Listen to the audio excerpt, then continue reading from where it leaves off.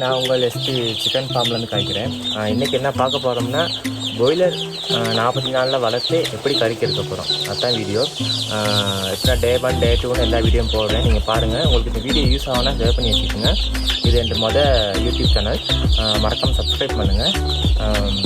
உங்களுக்கு எனக்கு சப்போர்ட்டும் பண்ணுங்கள். நம்ம ஒரு பாய்லர் கோழி வாங்கி வளர்க்குறது எப்படி அதை பராமரிக்கிறது எல்லாம் நான் உங்களுக்கு போடுவேன். இந்த வீடியோ உங்களுக்கு யூஸ் ஆகுனா சேவ் பண்ணி வச்சுக்கோங்க.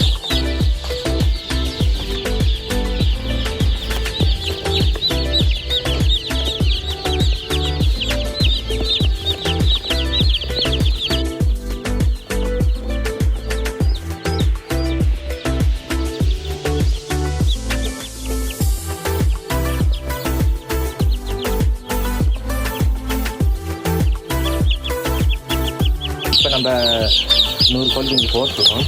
நீங்கள் ஃபஸ்ட்டு போடுறோன்னா இப்படி தான் கீழே பேப்பர் போட்டு சுற்றி வர அப்படி அது எங்கிட்டு போகாமல் இருக்கிறதுக்கு ஒரு இதாக வச்சுக்கோங்க.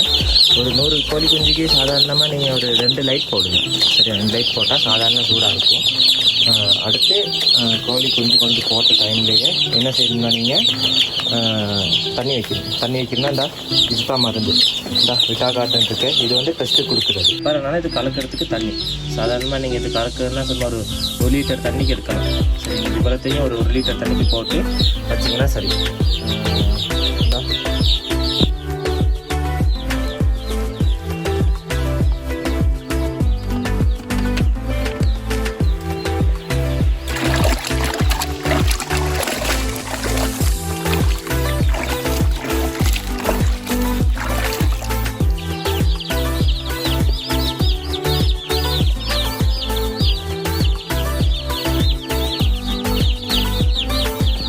பாருங்கள், சரியாக ஒரு கோழி குஞ்சு வந்து 45 கிராம் இருக்குது. இது வந்து ஃபஸ்ட்டு. இது முதல் நாள்னால 45 கிராம். சரியா, இன்னிலேருந்து 45 நாளில் எத்தனை கிலோ வருதுன்னு நான் வீடியோ போடுறேன், பார்த்துக்கோங்க. சாப்பாடு எப்படி போடணும்னு பார்த்தீங்கன்னா, இது வந்து முதல் நாள் தானே. முதல் நாளில் வந்து எப்படின்னா சாப்பாடு நீங்கள் வந்து ஒரு டிஷ்ஷில் இல்லாட்டி அந்த பக்கெட்டில் வைக்க வேண்டாம், சாப்பிடாது. இது வந்து சின்ன வெங்காயம் இருக்குது. நம்ம எப்பவுமே இந்த அளவுக்கு மாதிரி நம்ம அப்படி துணி விட்டோம்னா எங்கேயும் படிக்க சாப்பிட வேண்டாம்.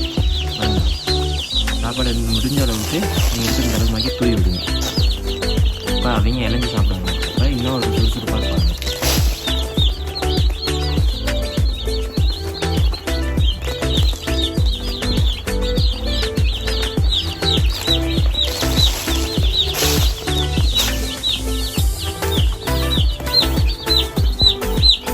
இதுதான் ஸ்டார்டர். இது வந்து முதல் நாள்லேருந்து 10 நாள் வச்சு கொடுக்கலாம். சரியா, இந்த 10 நாள் கொடுக்குறேன்னா எனி டைம் சாப்பாடு போட்டுக்கிட்டே இருக்கணும். ஏன்னா கோழி வந்து சின்னது தானே. 45 கிராம்லேருந்து நம்ம அதை வளர விட்டுருந்தா ஒரு 10 நாளைக்கு இந்த சாப்பாடு எனி டைம் இருக்கணும். அப்போ தான் நீங்கள் நல்லா சாப்பிடுவாங்க. ஓகேவா, அடுத்து கொடுக்குற சாப்பாடெலாம் நான் அடுத்தடுத்த வீடியோவில் போகிறேன், என்னென்ன சாப்பாடு கொடுக்கணும்னு எல்லாம் பாருங்கள். இந்த வீடியோ உங்களுக்கு ரொம்ப யூஸ் ஆகும்னா நீங்கள் சேவ் பண்ணி வச்சுக்கோங்க. நம்ம ஃபஸ்ட்டே என்ன சாப்பாடு கொடுத்துருக்கோம்னு நான் சொல்லியிருக்கேன். அடுத்து 45 நாளைக்கு என்னென்ன சாப்பாடு கொடுக்கணும்னு நான் சொல்கிறேன். உங்களுக்கு ஒரு 3 வகையான சாப்பாடு இருக்குது. அந்த சாப்பாடு எப்படி நம்ம கொடுக்கணும், என்ன டைம் கொடுக்கணும், என்னென்ன விட்டமின் கொடுக்கணும், என்னென்ன சத்து வகையான மருந்து கொடுக்கணும் எல்லாம் நான் உங்களுக்கு சொல்கிறேன். அடுத்தடுத்து போகிற வீடியோவில் நான் எல்லாமே உங்களுக்கு போடுவேன். மறக்காமல் சேனலை சப்ஸ்கிரைப் பண்ணி வச்சுக்கோங்க, சேவ் பண்ணிக்கோங்க. நம்ம நாளைக்கு சந்திப்போம்.